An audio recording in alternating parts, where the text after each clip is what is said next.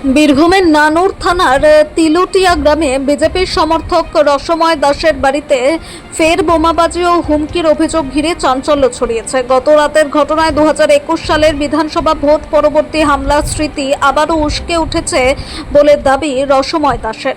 রসময় দাসের অভিযোগ, 2021 সালের 3রা মে ভোটের ফল প্রকাশের পরদিন সকাল প্রায় 9টা নাগাদ তার বাড়িতে হামলা চালানো হয়। মারধর ও ঘরবাড়ি ভাঙচুরের পাশাপাশি ট্রাক্টর, মোটরসাইকেল, সাইকেল, টোটো এবং দুটি আইসক্রিম মেশিন ভাঙচুর করা হয়েছিল বলে দাবি তার অভিযোগ, সেই ঘটনায় মহিলা ও শিশুরাও আক্রান্ত হন। তার এক ভাই গুরুতরভাবে আক্রান্ত হওয়ার পর বর্তমানে শারীরিকভাবে অক্ষম বলেও দাবি করেন তিনি। রসময় দাসের অভিযোগ, তৎকালীন নানুরের তৃণমূল নেতা এবং বর্তমানে হাসন বিধানসভার বিধায়ক কাজল শেখের নেতৃত্বে গ্রামের মোহাম্মদ এরশাদ, মুজিবুর রহমান সহ কয়েকজন এবং পাশের চণ্ডীপুর গ্রামের কয়েকজন দুষ্কৃতী ওই হামলায় জড়িত ছিলেন। রসময় দাসের দাবি, সেই সময় থানায় অভিযোগ জানিয়েও কার্যকর ব্যবস্থা নেওয়া হয়নি। বর্তমানে ফের হুমকি ও বোমাবাজির ঘটনায় পরিবার নিয়ে আতঙ্কে রয়েছেন তারা। পুলিশের কাছে নিরাপত্তার দাবি জানিয়েছেন রসময় দাসের পরিবার। 2021 সালে ভোটের রেজাল্টের পর দিন অর্থাৎ 3 তারিখ 23 মে বেলা 9:30 আনুমানিক আমাদের গ্রামের এবং চণ্ডীপুর থেকে কিছু দুষ্কৃতী হায়ার নিয়ে তৃণমূলের কার্যকর্তারা আমাদের এই বাড়ি ঘেরাও করে। আমাদের বাড়ির ভেতরে আমাদেরকে ছেলে মেয়ে নারী পুরুষ একদম নির্বিশেষে বেধড়ক মারধর করে। কার নির্দেশে হয়েছিল? এটা তৃণমূলের নেতা, এইখানে আমাদের গ্রামের নেতা আছে মোহাম্মদ এরশাদ, মতিউর রহমান এদের নেতৃত্বে। কার ঘনিষ্ঠ? তিনি কাজল ঘনিষ্ঠ ছিলেন। কাজল ঘনিষ্ঠ।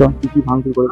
আমার ঘর বাড়ি ভাঙচুর করেছিল, আমার ট্রাক্টর ভাঙচুর করেছে, দোকানে আইসক্রিম মেশিন ভাঙচুর করেছে, টোটো ভাঙচুর করেছে, motor van, cycle, motor bike সব কিছু ভাঙচুর করেছে। আমরা বিজেপি পার্টি করেছিলাম তার জন্য। এখন তো আপনারা সরকারে এসেছেন, এখন তো রাজ্যে পাড়া বদল হয়ে গেছে, এখন কি আশ্বাস পাচ্ছেন? আমরা সরকারে এসেছি ঠিক, কিন্তু আমাদের এই গ্রামে, যে গ্রামে আমরা বাস করি, এই গ্রামে 90% মুসলিম এবং কিছু হিন্দু 10%-এর মধ্যে 5% ওদের দিকে চলে গেছে। আমরা মাত্র কয়েকটা গুটি হাতে গোনা কয়েকটা লোক, আমাদের উপর অত্যাচার কমছে না, আমাদেরকে বিজেপি পার্টি করতে দেবে না, এটা তো বক্তব্য। পুলিশকে অনেকবার জানিয়েছি, সেই মতো খুব বেশি কাজ হয়নি। পুলিশ কি তাহলে কি এখনো সেই পুরনো আমলই পড়ে আছে? হ্যাঁ, সেটাই বলা যায়। এখন তৃণমূল হয়ে কাজ করছে কিছুটা মনে হচ্ছে তাই। আমি তো এই 21 সালের পর থেকে কোনোদিনই পুলিশ প্রশাসনের সাহায্য পাইনি।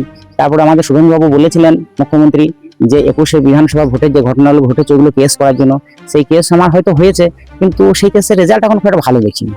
কোনো আসামি ধরাও পড়ে নাই, বা কোনো সে আমাদেরকে এখন ওরা থ্রেট মারে, আমাদেরকে ভয় দেখায়, আমরা ভয়েই থাকি।